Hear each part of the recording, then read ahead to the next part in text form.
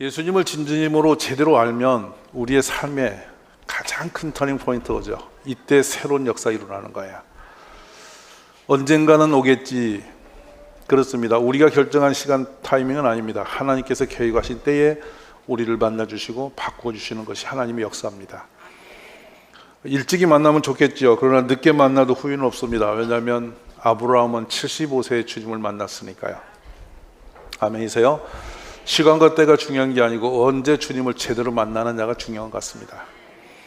물고기 잡는 일에 인생의 모든 걸 쏟아냈던 그가 이제는 삶의 방향을 바꿨습니다.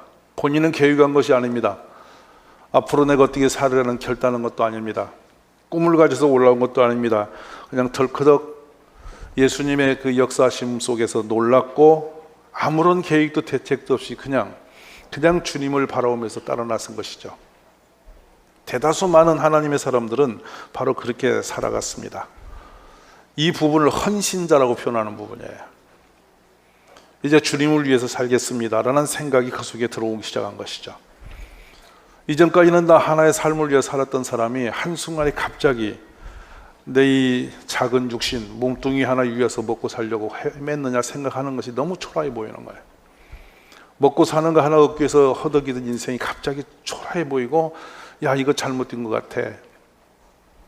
그러면서 새로운 세계를 보게 되는 거죠. 아, 예수님, 영혼 구원, 천국 소망, 이 땅의 모든 것이 아니었어 라고 하는 언선을 보면서 자기 삶을 결단하게 되는 것이죠. 문득 이 부분에서 우리가 질문할 수 있는 게 있어요. 예수님을 따라가면 내 삶이 어떻게 될 것인가? 내 가정은 어떻게 되는 것이지? 이거 정말 바보짓 하는 거 아닌가? 그냥 적당히 따르는 척하고 가도 되는 거 아니야?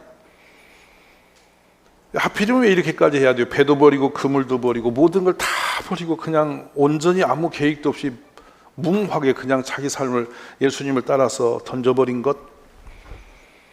만에 하나라도 우리가 예수님을 제대로 믿고 따라가면 막 보장된 그림이 있고 우리의 희망과 소망이 그냥 잡힐 듯이 보인다면 고민할 이유 하나도 없을 겁니다.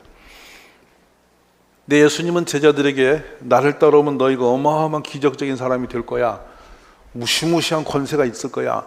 누구도 따르지 못하는 그런 위대한 축복을 받을 거야. 이랬으면 좋으련데 제자들에게 주신 말씀이 그러질 않았어요. 누구든지 나를 따라오려거든 자기를 부인하고 자기 십자가를 지고 나를 따를 것이니라. 진짜 매력이 없어요. 어떻게 자기를 지워버리라는 거예요? 내가 없으면 어떻게 세상이 존재하는데. 그래서 나를 위해서 살던 사람에게 자신을 지워버리라는 거예요. 포기해버리라는 거예요. 그리고 십자가를 지고 따르래요. 그냥 하나도 힘든데 무슨 십자가에 지고 따라가. 언뜻 듣기에 너무도 버겁고 부담스러운 메시지예요. 근데 지금까지 이 무모한 부르심 앞에 수많은 사람들이 자기 삶을 내려놓고 그 길을 선택해서 갔다는 사실이에요.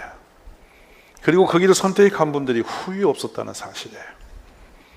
선교를 떠나시는 많은 분들을 보면요, 막막하고 거칠고 험한 곳에 갈수록 감동이 크더라고요. 좋은 나라에 선진국에 가는 사람들이 선교한다고 그렇게 막 행복해하는 걸 본 적이 거의 없어요. 너무도 어렵고 정말 생명을 내놓지 않고는 길이 없는 그런 길에 서는 분들이 훨씬 더 감동적이었고 은혜로웠어요. 복음에 이해할 수 없는 역전성이에요. 교회를 다니는 것도 마찬가지예요. 아무 짐도 없이 그냥 교회를 다니는 분이 은혜 충만하고 행복해진 경우를 저는 본 적이 없어요. 예배 시간만 겨우겨우 이제 드나거리는 분이 막 은혜 충만하고 성령이 충만하고 교회 다니는 그 기쁨을, 복음의 그 축복을 막 기뻐하고 감동하는 사람 본 적이 없어요. 심해 버겁게 무엇인가 하나님의 교회 앞에 헌신의 짐을 지고 허덕이고 하는 분들이 그 감동과 기쁨도 예수님과의 교제 관계성도 훨씬 커지는 걸 볼 수 있어요. 신비로운 일이에요. 오늘 여러분의 신앙생활은 어느 정도의 강도를 가지고 주님을 따르고 있을지요? 수많은 분들이, 어떤 분들은 사람들이 그렇게 목말라 하고 그렇게 갖고 싶었던 그 좋은 직업을, 그 좋은 직장을, 자기 위치를 다 내려놓고 한순간에 선교를 떠나는 경우도 있어요. 어쩌려고 저러지라고 할 때 왜 꼭 그렇게만 해야 돼요라고 할 때 그분은 그 길이 가야 할 길이라고 생각하고 기뻐하는 수가 있어요. 오늘 우리가 가야 할 지향점이 어딘지를 다시 한번 생각해 보시기 바랍니다. 그 길이 부귀가 있고 영광이 있고 명예가 있었으면 괜찮고요, 또 안정적인 삶의 기본이 되면 좋으련만 그렇지 않다는 거죠.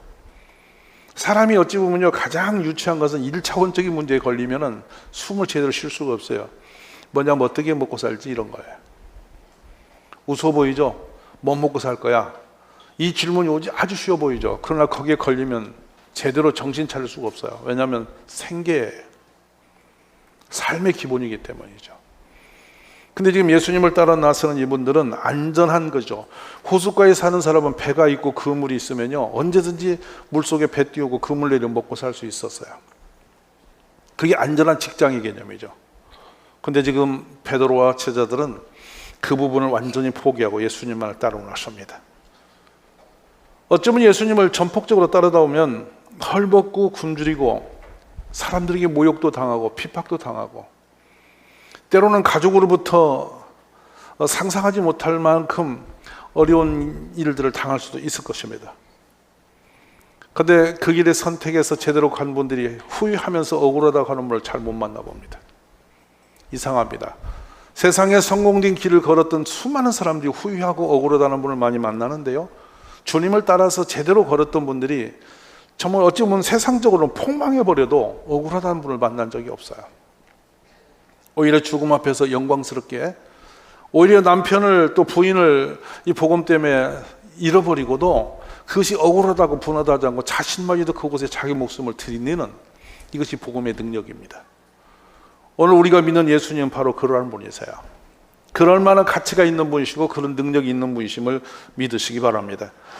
오직 모든 일에 하나님의 일꾼으로 자천하여 많이 견디는 것과 환난과 궁핍과 고난과 매맞음과 갇힘과 난동과 수고로움과 자지 못함과 먹지 못함 가운데서도 깨끗함과 지식과 오래 참과 자비함과 성령의 감화와 거짓이 없는 사랑과 진리의 말씀과 하나님의 능력으로 의의 무기를 좌우에 가지고 무명한 자 같으나 유명한 자요, 죽은 자 같으나 보라 우리가 살아있고 징계를 받은 자 같으나 죽임을 당하지 아니하고 근심한 자 같으나 항상 기뻐하고 가난한 자 같으나 많은 사람을 부욕해 하고 아무것도 없는 자 같으나 모든 것을 가진 자로다.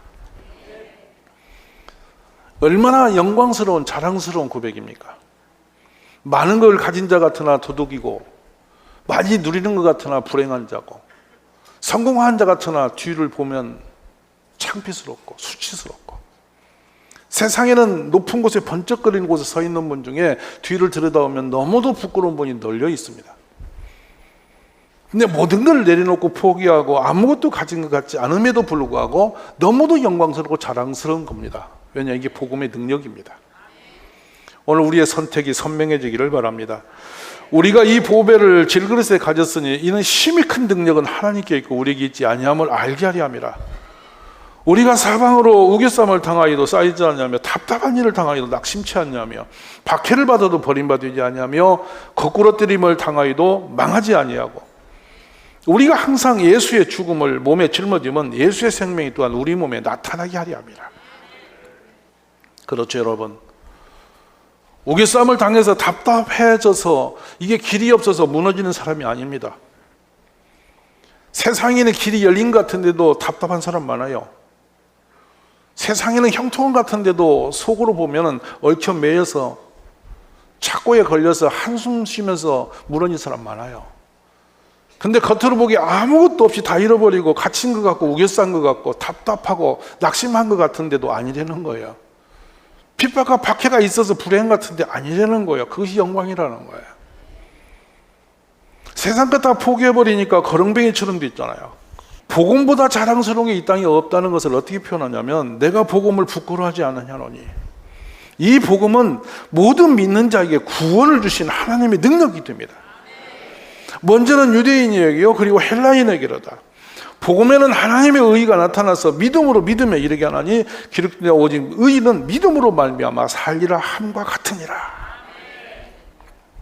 어떤 사람이 낮은 길을 가고 싶고 어떤 사람이 메맞는 길에 서고 싶어요. 어떤 사람들이 사람들에게 모욕을 당하고 창피당하고 핍박당하는 길을 가고 싶겠어요? 여기 누구도 그런 길을 좋아서 가고 싶은 사람 아무도 없을 거예요. 근데 말이죠, 복음의 진리를 제대로 알고 나면요, 예수님 때문에 당하는 모든 고통스러움이, 핍박이 왜 그렇게 자랑스러운지 몰라요. 왜 이렇게 존귀한지 몰라요. 예수님 때문에 여러분이 가난해지고, 예수님 때문에 직장에서 쫓겨나고, 예수님 때문에 사람들에게 욕을 먹고 있으면 막 그것이 분하고 억울하고 창피한 게 아니라 왜 그렇게 자랑스러운지 몰라요. 왜냐하면 복음보다 더 위대한 것은 없기 때문에. 이 땅에 그 어떤 것을 다 갖다 영혼 살리고 구원할 수 있는 길은 없어요. 천하에 있는 권세를 다 갖다 내도 한 영혼도 살릴 수가 없어요. 이 땅에 있는 무시무시한 폭탄이나 무기를 다 동원해도 우리를 건져낼 수 있는 그 길이 없습니다. 오직 복음만이 우리를 살려냅니다. 복음만이 길입니다. 복음만이 구원을 주시고, 복음만이 영생을 주시고, 복음만이 부활의 길을 열어놓으셨습니다. 이 땅에 그 무엇도 할 수 없는 그 신비롭고 놀라운 축복이 복음 안에 있는 것이죠. 그래서 주님을 따라갔던 모든 분들이 그 복음 때문에 죽는 것을, 매맞는 것을, 헐벗는 것을 자랑스럽게 한 것이죠. 오늘 시대의 교회가 이 복음의 이 존귀함을 너무나 잊어버렸습니다. 상실했습니다. 예수님의 존귀함을 잊어버리고 쓸데없는 세상 것, 아주 작고 소소한 것들에 걸려서 그것을 시험으로 여기고 그걸 문제로 삼아서 헤매고 있는 것이죠. 누가 우리에게 복음을 가렸나요? 누가 이 영광스러운 예수님을 우리 눈에서 걷어갔나요? 내 삶 속에서 예수님을 누가 가려버렸나요? 우리 스스로 일어서지 못하고 스스로 예수님을 지워버리고 난 채 내가 왜 이렇게 무기력하게 되었나요? 무엇 때문에 그렇게 된 겁니까? 오늘 예수님을 회복하는 축복이 있기를 바랍니다. 우리 세상에 주님 한 분이면 족합니다. 보라, 이제 나는 성령에 매여 예루살렘으로 가는데 거기서 무슨 일을 당할는지 알지 못한다. 오직 성령이 각 성에서 내게 증언하여 결박과 환난이 나를 기다린다 하시나, 내가 달려갈 길과 주 예수께 받은 사명 곧 하나님의 은혜의 복음을 증언하는 일을 마치려 하면은 나의 생명을 조금도 귀한 것으로 여기지 아니하노라. 힘든 일이 없어서 가는 게 아닙니다. 길이 좋아서 가는 것도 아닙니다. 환난과 핍박이 있고 어찌 보면 죽음이 나를 기다리고 있다는 것이죠. 근데 나는 그 길을 간다는 거죠. 부르심이 거기 있으니까 가는 거라는 거예요. 그게 자랑이라는 거예요. 오늘 우리 예수 믿는 가족들이 이 복음의 능력을 회복할 수 있기를 주의 이름으로 축원합니다. 자, 돌아보십시다. 베드로의 이름은 원래 시몬입니다. 시브리 언어로. 그의 아버지는 조나입니다. 가버나움에 그 집이 있었죠. 지금도 갈릴리 가에 가면 그 베드로의 집이 그대로 존치합니다. 동생 안드레의 안내를 받아서 예수님께 나온 사람으로 소개되어 있습니다. 그는 가이사랴 빌립보에서 예수님을 진실한 고백을 해서 놀랍게도 칭찬을 받은 사람이죠. 주는 그리스도시요 살아계신 하나님의 아들이십니다. 이 고백은 예수님을 감동케 하셨고 예수님의 기쁨을 주었던 그런 고백을 했던 사람이에요. 이내 돌아서서 사람의 생각을 들고 예수님의 십자가의 험한 길을 부인해버리는, 그래서 사단은 내대로 물러가라고 징계 호통을 당하는 그 사람이에요. 매우 부실한 사람이었어요. 어쩌면 예수님을 따라갈 때 혼자 가지 않았습니다. 베드로는 장모까지 모시고 다니면서 예수님을 섬겼던 사람이죠. 베드로의 장모는 예수님의 식사를 공개하는 그런 사람이었음을 성경에서 보게 됩니다. 무척 많은 실패도 했고 무너지도 있고 때로는 늦게 된 사도 바울에게 질타도 당했던, 뭔가 좀 한쪽이 허술한 그런 사람이었습니다. 그런데 이분은 예수님 만난 뒤에 인생의 모든 것에 새로운 역사를 쓴 사람이죠. 물고기 잡다가 그냥 일상적으로 안전하게 살 수밖에 없는 그 길에서 그는 모든 걸 버리고 새 길을 택했어요. 그래서 감옥에도 들어갑니다. 근데 여러분, 감옥에서 놀라운 기적을 경험합니다. 하나님이 그의 착고를 풀어놓으십니다. 옥토를 움직이십니다. 옥문을 열어놓으십니다. 세상 일반적 사람이 볼 수 없고 경험할 수 없는 기적의 길을 걷게 하셨죠. 위로부터 임하는 성령의 능력과 권능을 받은 사람입니다. 그의 그림자만 스쳐도 병든 자가 나음을 입는 그런 기적 같은 역사를 이룬 사람이죠. 더 놀라운 것은 사도행전 15장에 보면 그는 공의를 이끌어가는 리더십으로서 이방인에게 복음이 들어가는 문을 확실하게 인정해서 열어준 사람입니다. 참으로 놀라운 공로자입니다. 베드로의 일생의 마지막에 코바디스의 영화처럼 거꾸로 매달려 십자가를 지었다는 것은 확정된 역사는 없습니다만, 그만큼 당대 베드로라는 분은 예수님을 위해서 온전히 온 삶을 다 바쳤던 것은 분명합니다. 여러 정황을 볼 때 이분은 순교자였음은 분명합니다. 자기 마지막 생명도 예수님께 들여민 사람이죠. 그런데 베드로를 불행한 사람이라고 말하는 이 아무도 없습니다. 이 땅에 이름을 가지고 살았던 그 수많은 사람 중에 존귀한 사람으로 인정받죠. 그래서 12사도의 형님의 노릇을 톡톡히 감당해낸 사람입니다. 사랑하는 가족 여러분, 우리의 형편과 상황과 내가 가지고 있는 모든, 여러분이 나는 많은 걸 배웠고 나는 가졌고 나는 남다른 인격이 있고 이런 것을 따진 적이 없습니다. 우리 예수님은 우리의 믿음을 보십니다. 우리가 부실하면 부실한 것을 채우시고, 내가 모자라면 모자란 걸 채우시고, 내가 그렇게 행했으면 여러분 행동을 바꿔놓으시면서 주님은 우리를 알맞은 그릇으로 바꿔서 적당하게 사용하시는 분이세요. 문제는 우리가 주님 앞에 내 삶을 드리지 못하는 게 문제입니다. 근데 종종 말이죠, 그냥 평상시 그냥 잘 살다가 갑자기 그냥 어느 날 이렇게 부름 받았다고 가는 분 많지는 않아요. 저는 지금 여러분 모두가 신학교를 가서 선교사 되라는 얘기는 아니에요. 일상생활 속에서 여러분의 삶의 방향선을 얘기하는 거예요. 다 선지자 될 수는 없고, 다 여러분 선교사 될 수도 없고, 다 목사 될 수는 없잖아요.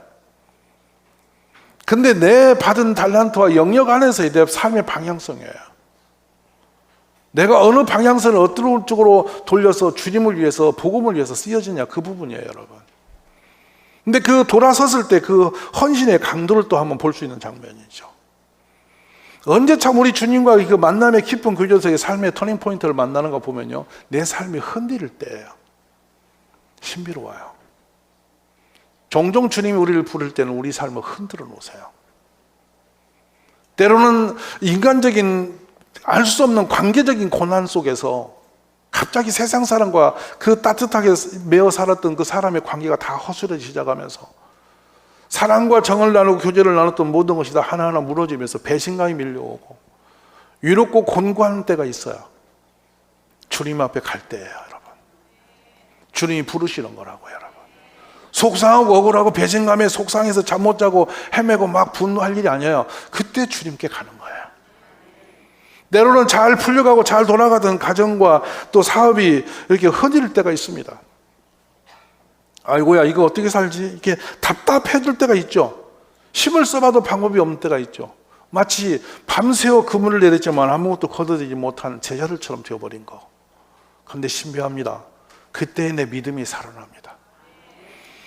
갑자기 아무 상황도 별것도 아닌데 부부간의 갈등이 심각해져서 아이고 막 가정을 깨버리면 되나? 왜 이런 사람하고 살아야 돼? 이렇게 막 심각한 위기 속에 여러분 몰릴 수도 있을 거예요. 믿음이 없는 사람은 그것이 재앙이 될 수 있어요.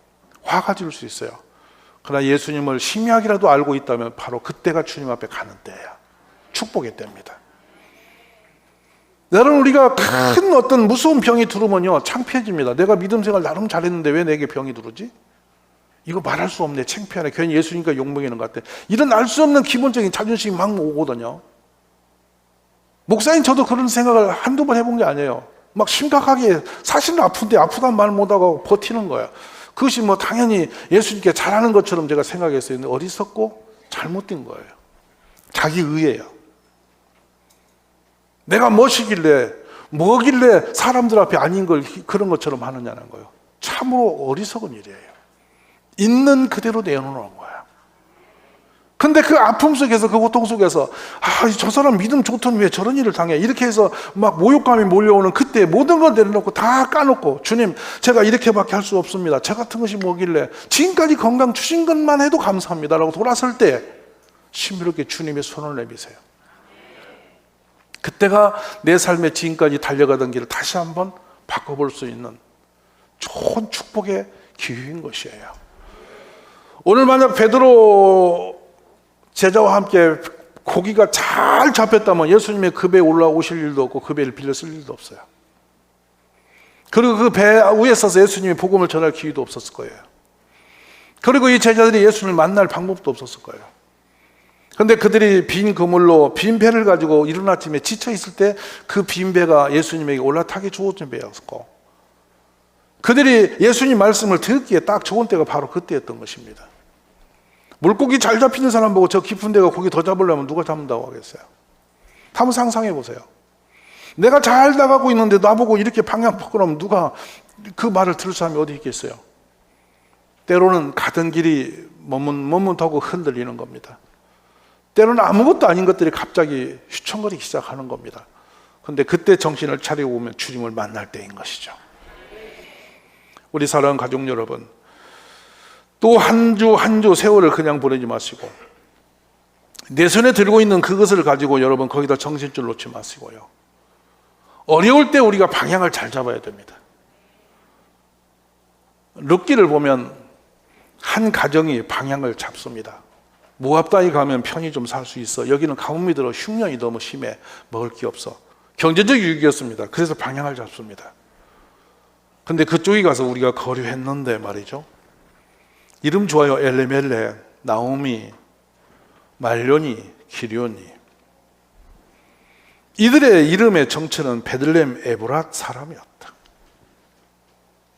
근데 성경 그대로 그 가정의 역사를 기록합니다. 나오미의 남편 엘레멜렉이 죽고 나오미와 그의 두 아들이 남았으며, 나오미 이름이 왜 주인공처럼 나오냐면 가장 끝까지 살았기 때문이죠. 여러분 소설책도 주인공 끝까지 살잖아요. 그래요. 나오미가 끝까지 사는 거예요. 그래서 주인공인 엘리멜렉이 제일 먼저 죽었어요. 가장이 죽었습니다. 두 아들이 남았는데 결혼합니다. 그런데 큰아들 작은아들 다 죽어버립니다. 그리고 다시 방향을 잡아 돌아옵니다. 큰 며느리는 그대로 다시 모압 땅에서 남고 자기 친척 이웃집으로 돌아가고, 작은 며느리 룻은 결단하여 시어머니가 죽는 곳에 같이 죽겠다고 시어머니를 향해서 나옵니다.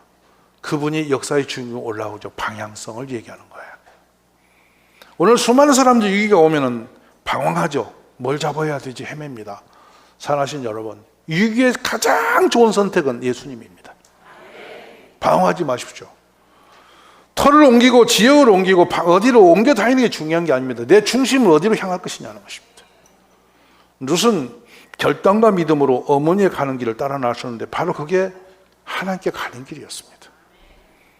그 방향성이 룻을 복되게 했죠. 아브라함이 정치 없이 늦은 나이에 부름을 받아서 헤맸습니다. 그는 가는 곳을 알지 못하고 갔죠. 근데 하나를 딱 붙들고 갔어요. 말씀을 붙들고 갔다. 우리는 머리로 많이 이해하는 부분이에요. 아브라함은 믿음의 조상이 됐어. 그는 갈 바를 알지 못했지만 말씀을 따라갔대. 여러분은 어떤 말씀을 붙들고 가고 있습니까? 아브라함은 말씀을 붙들는데 나는 무슨 말씀을 붙잡고 있냐고요. 나오미와 엘리멜렉은 먹을 걸 찾아서 갔대. 나는 지금 어느 길 가고 있나요? 베드로 헛금을 일하다가 대박 터졌대. 엄청난 물고기 잡았대. 그래서 배가 가라앉을 만큼 고기가 있는데, 그런데 그 고기에 빠져서 다음에 또 고기 잡으러 다음에도 야 이게 방법이구나 비결이다 하고 다음도 깊은데 그물 내리고 허적거리지 않았어요.